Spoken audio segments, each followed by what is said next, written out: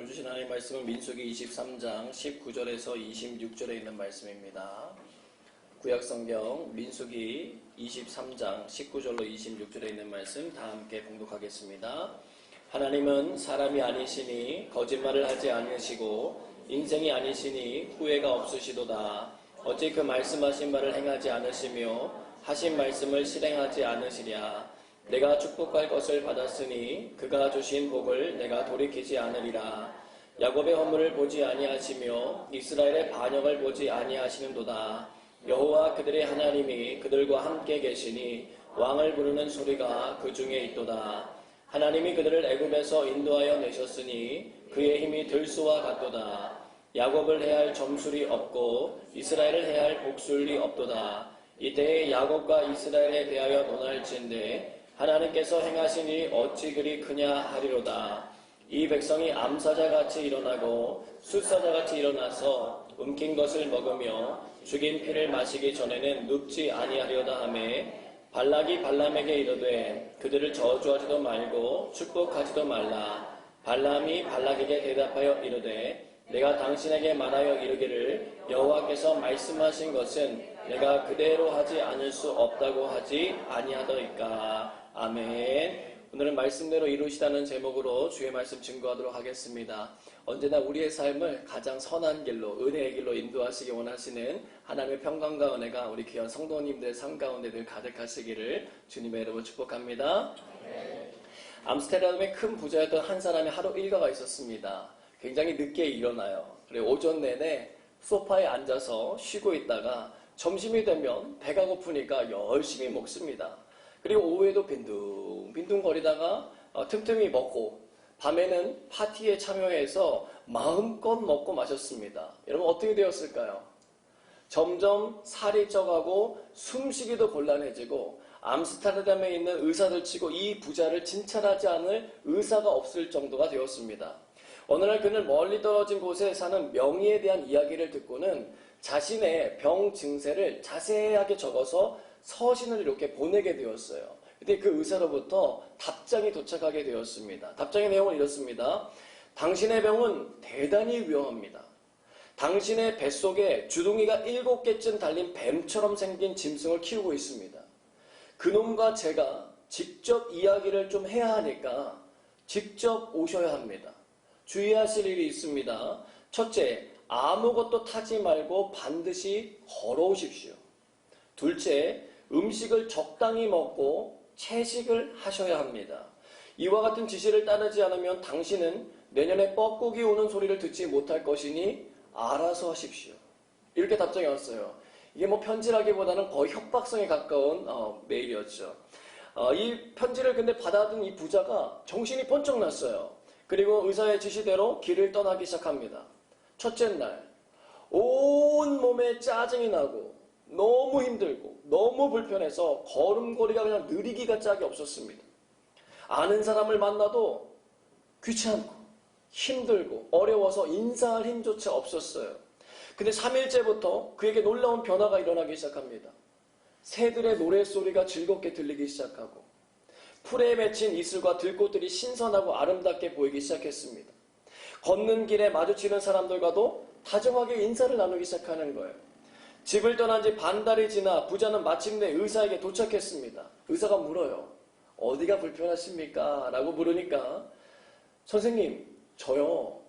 지금 완전히 건강하고 아무렇지도 않습니다. 라고 대답하는 거예요. 그랬더니 의사가 미소를 지으며 대답합니다. 하나님께서 당신을 도우셨습니다. 당신 뱃속의 뱀은 이제 죽었어요. 하지만 아직도 알은 남아있으니까 가실 때도 걸어서 가시고 집에 가셔서도 장작을 패거나 정원의 풀을 뽑는 일을 남몰래 부지런히 하시길 바랍니다. 그러면 당신은 오랫동안 행복하고 건강하게 살 것입니다. 라고 얘기했습니다. 아무런 약도 주지 않았지만 그 의사의 충고 덕분에 그는 돌아가게 되었고 그 말을 잘 따라서 90세까지 장수했다라고 하는 이야기가 있습니다. 민수기 23장 19절의 말씀 같이 읽어보겠습니다.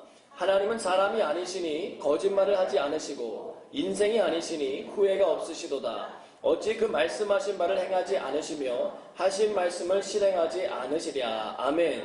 여러분, 한 사람의 훌륭한 의사만 만나도 해결되지 못했던 질병이 낫는데 하물며 거짓말도 안 하시고 후회도 없으시고 말씀하신 바는 반드시 실행하시는 하나님을 우리가 만난다면 우리들의 삶이 어떻게 될까요? 우리가 생각하는 것 이상으로 큰 치유와 회복과 변화를 경험하게 될 줄로 믿습니다. 자, 오늘 우리가 읽은 민수기 말씀은요, 이스라엘 백성들이 전혀 모르는 사이에 진행되었던 음모 사건을 하나님께서 오히려 축복의 사건으로 바꿔 놓으시는 사건이 기록되어 있어요. 하나님은 애굽에서 노예로 살던 이스라엘 백성들을 크신 능력으로 구해내셨습니다. 그리고 2년 가까운 시간 동안에 열심히 준비시키셨어요. 하나님께서 신에선 언약도 주시고요, 레위기 법령도 주시고 하나님의 임재를 상징하는 하나님의 성막도 주셨습니다. 그 외에도 만나와 메추라기를 날마다 공급해 주셨고 반석에서도 물을 내어주셔서 마실 수 있게 해주셨어요. 또 불기둥과 구름기둥으로 그들을 보호해 주시고 인도해 주셨습니다. 눈에 안 보이게 일하시는 게 아니라 눈에 띄게 하나님께서 그들을 사랑하시고 인도하신다는 것을 보여주셨어요. 그럼에도 불구하고 때가 되어서 이제 가나안 땅으로 진군하려고 하니까 그들은 하나님을 배신해버립니다. 그들은 가나안 땅을 정탐해온 12명의 대표들 중에서 여호수아와 갈렙이 전해주는 하나님의 메시지에는 마음을 두지 않고 10명의 대표가 전해주는 부정적인 사람의 메시지에만 마음을 홀딱 뺏겨버려요. 결국 그들은 하나님이 주신 사명을 포기해버립니다. 그들의 입속에서 나온 말을 들어보니까 우리 다시 애굽으로 돌아가서 살자는 거예요. 그리고 그 일을 막는 여호수아와 갈렙 그리고 모세를 향하여 돌을 들어서 죽이려고 하는 행동을 했습니다. 하나님께서 즉각적으로 개입하지 않으셨으면 정말 생각하지도 못할 참상이 벌어질 수 있었는데 하나님께서 개입하시로 알면 그 일이 진행되지 못했을 뿐만 아니라 그들의 불신앙에 대한 대가를 톡톡히 지불해야 됐어요. 그들은 어떻게 됐습니까? 40년이라고 하는 시간 동안 광야에서 살다가 죽어야 되만 하는 선고를 받았고 실제로 그 일은요, 번복되지 않고 그들의 인생 가운데 이루어지게 되었습니다.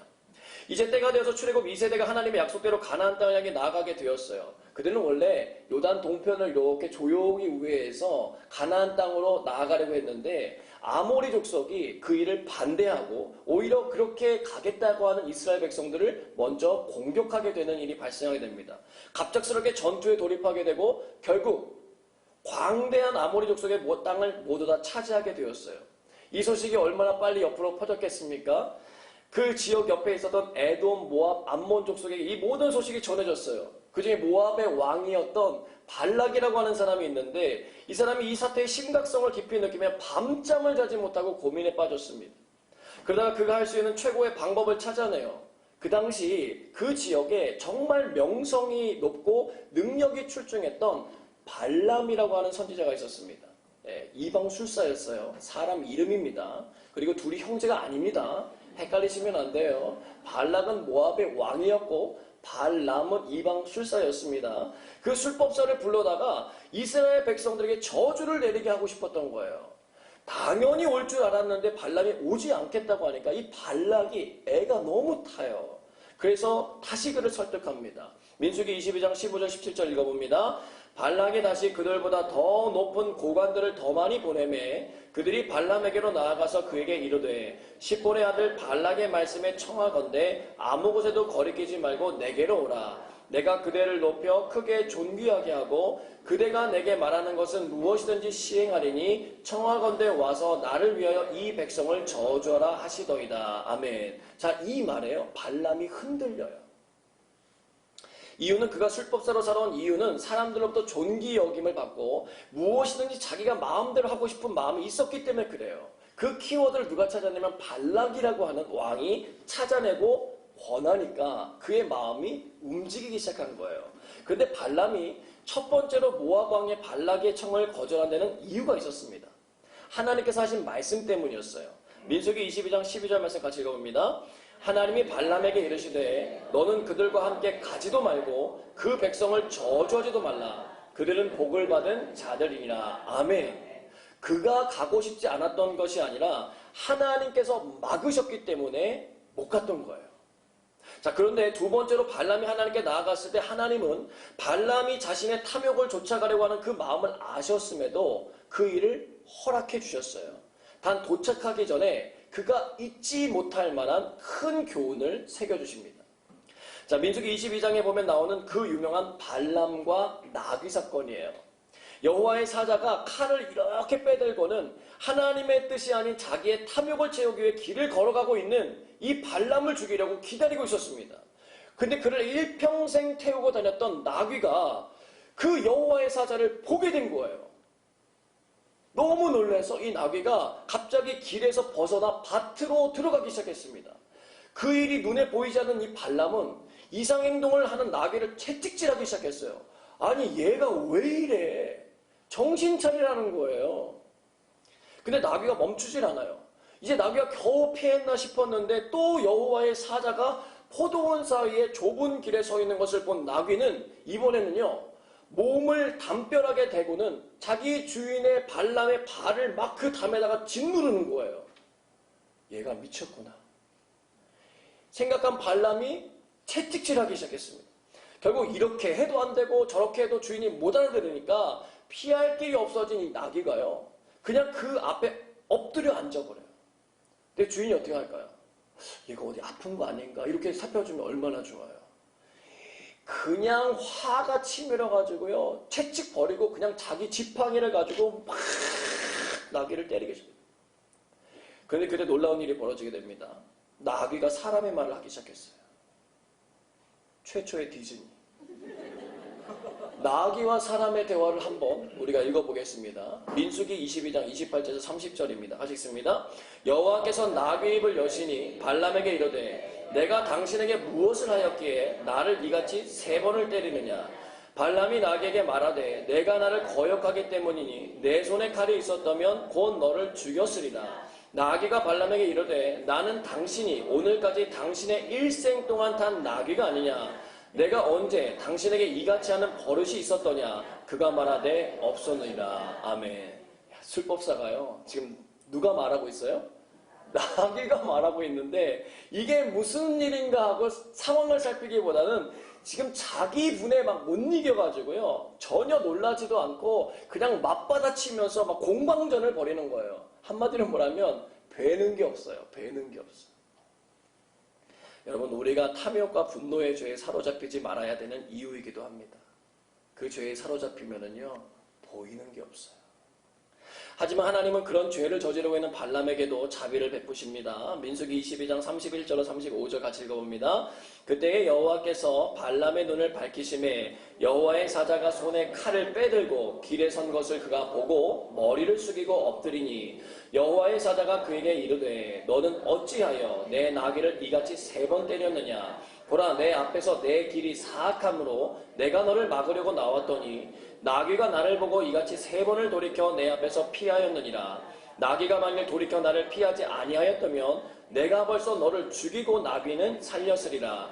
발람이 여호와의 사자에게 말하되 내가 범죄하였나이다. 당신이 나를 막으려고 길에 서신 줄을 내가 알지 못하였나이다. 당신이 이를 기뻐하지 아니하시면 나는 돌아가겠나이다. 여호와의 사자가 발람에게 이르되 그 사람들과 함께 가라. 내가 내게 이르는 말만 말할지니라. 발람이 발락의 고관들과 함께 가니라. 아멘. 자, 발람이 가긴 가는데 이제 어떤 마음으로 가게 되는지 여러분 느껴지시죠? 여러분, 삶을 살아가면서 우리가 잘못된 길로 걸어가려고 할 때 하나님이 우리에게 주시는 경고등이 보여주시는 은혜를 누리시기를 축복합니다.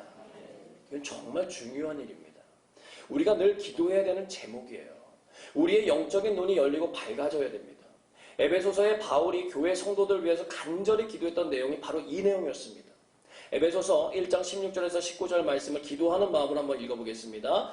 내가 기도할 때에 기억하며 너희로 말미암아 감사하기를 그치지 아니하고 우리 주 예수 그리스도의 하나님 영광의 아버지께서 지혜와 계시의 영을 너희에게 주사 하나님을 알게 하시고 너희 마음의 눈을 밝히사 그의 부르심의 소망이 무엇이며 성도 안에서 그 기업의 영광의 풍성함이 무엇이며 그의 힘의 위력으로 역사하심을 따라 믿는 우리에게 베푸신 능력의 지극히 크심이 어떠한 것을 너희로 알게 하시기를 구하노라. 아멘.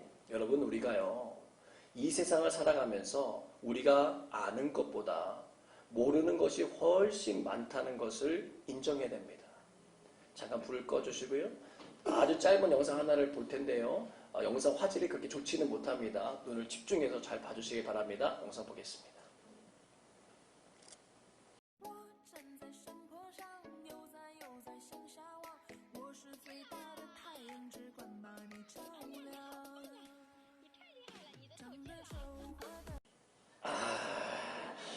자, 불 켜주시고요. 아이가 말도 안 되는 지금 일을 시도하죠. 여러분, 그 아이의 힘으로는요, 도무지 이 농구대에 농구공을 넣을 수가 없어요. 그 사실을 아는 아이는 모르지만 누구는 알아요? 아빠는 알아요. 근데 이 아빠는 어떻게든 이 아이를 도와주고 싶었고 순간적으로 일어난 이 기회의 시간을 놓치지 않았다는 거예요. 공을 던지고 자기 몸조차도 가누지 못했던 아이가 겨우 고개를 들었을 때 그토록 원하던 일이 일어났다는 거예요. 공이 어디 갔어요? 골대 안으로 쑥 들어간 거예요. 두 팔을 들고 좋아하는 아이의 모습이 보이셨을 거예요. 근데 그 광경 뒤로 그 아이보다 더 기뻐하는 사람이 있었잖아요. 누구예요? 아빠예요. 서로 너무 좋아하는 그 모습을 보는 저와 여러분의 마음도 너무 기쁘잖아요. 그런 의미에서 한 번만 더 영상 보겠습니다.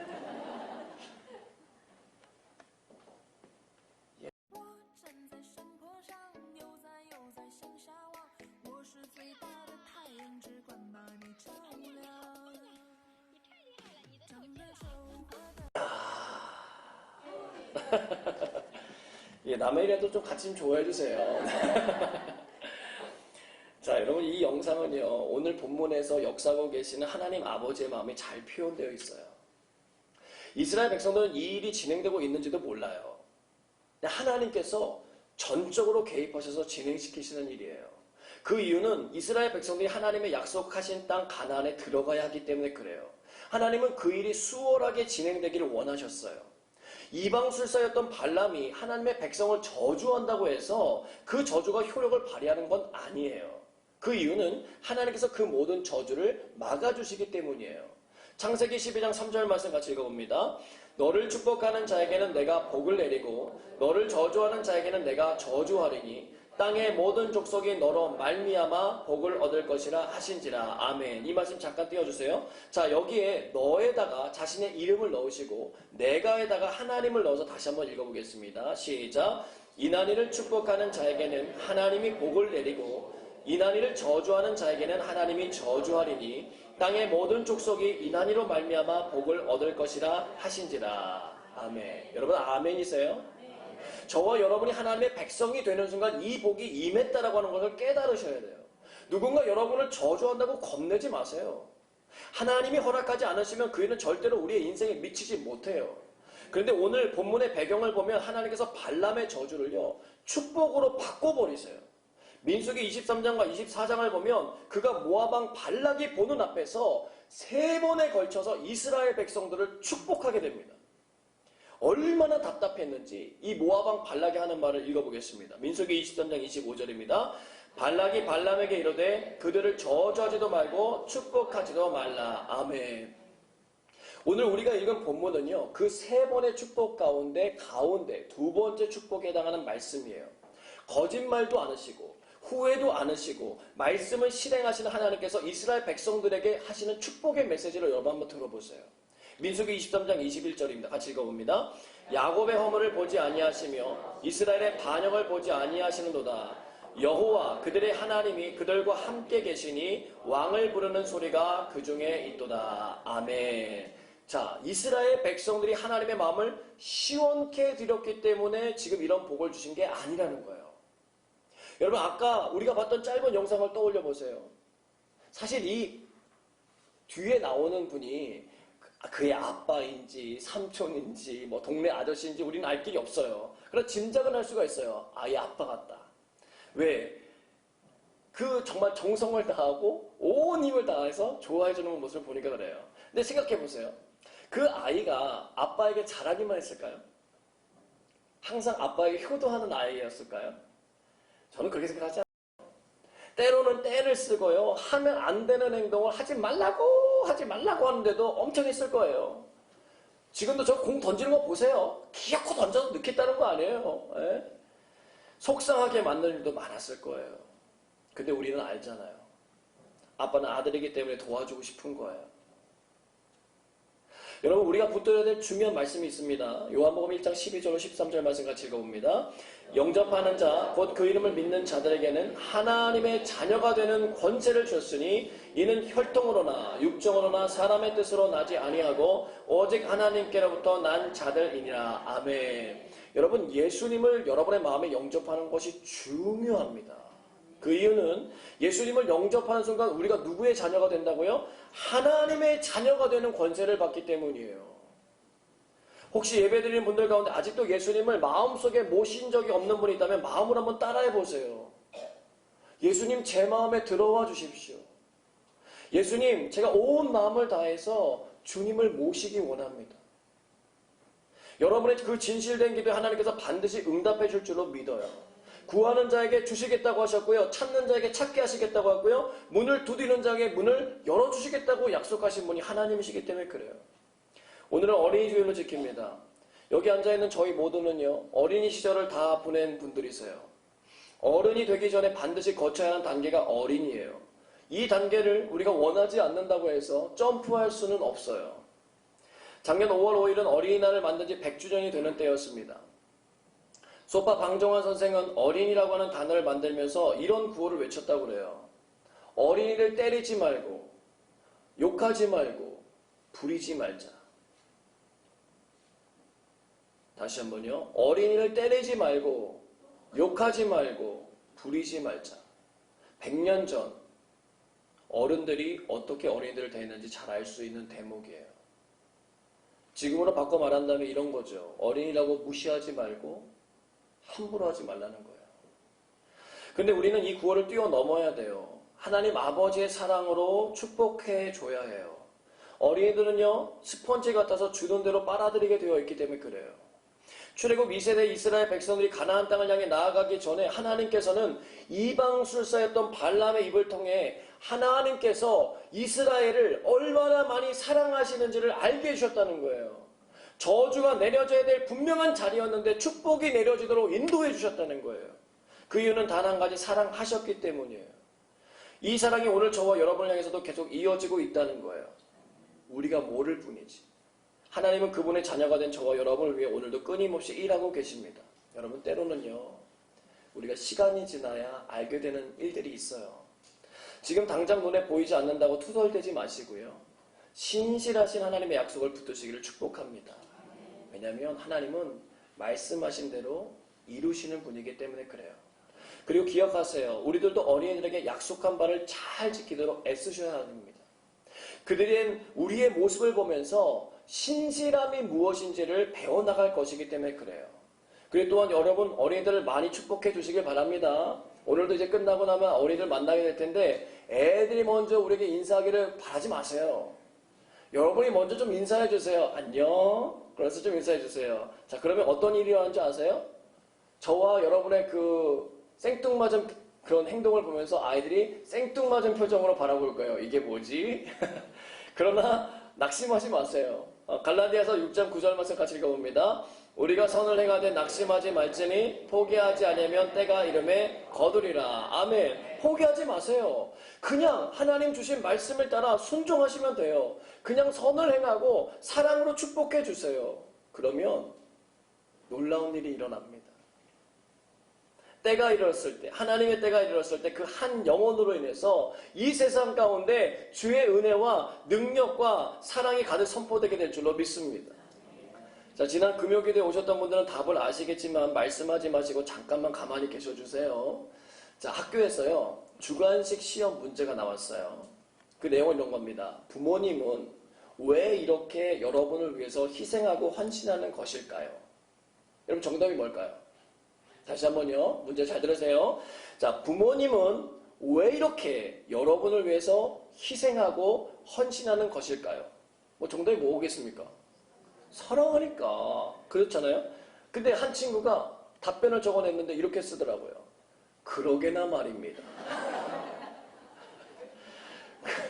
그러게나 말입니다.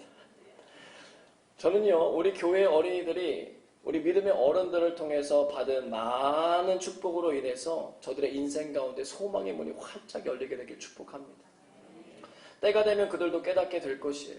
그리고 기억하십시오. 하나님 아버지도 자녀된 저와 여러분을 위해서 계속해서 지금도 보이지 않는 많은 영역 속에서 그 축복의 일들을 행하고 계시다는 사실이에요. 이번 한 주간 그 은혜와 사랑으로 마음이 따뜻해지시기를 주님의 이름으로 축복합니다. 이렇게 기도하겠습니다. 하나님, 오늘도 우리의 영적인 눈을 밝혀주셔서 하나님께서 하시는 일들을 제대로 알고 깨닫게 하시며 그 사랑과 신실하심을 찬양하며 살아가는 삶이 되게 하여 주옵소서. 자녀의 삶을 책임져 주시고 보호해 주시는 하나님의 은혜를 누리며 한 주간도 믿음으로 승리하는 삶이 되게 하여 주옵소서. 우리의 자녀들을 책임져 주시고 붙들어 주사 하나님의 이런 사랑 누리며 살게 하여 주옵소서. 우리 주신 말씀 붙들과 함께 기도하겠습니다.